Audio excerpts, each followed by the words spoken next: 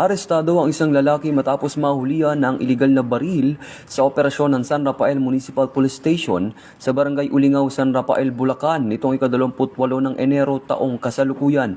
Bandang alas 8:50 ng gabi ng ikasaang operasyon at naaresto ang 49 anyos na suspect matapos makatanggap ng sumbong mula sa concerned citizen sa isang lalaki na may dalang baril sa isang kainan sa naturang lugar.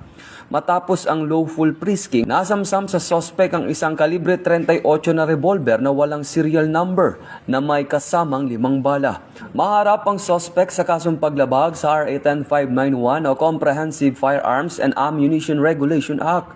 Patuloy ang PNP sa pagpapaigting ng operasyon kontra kriminalidad upang masiguro ang kaligtasan ng bawat mamamayan sa komunidad.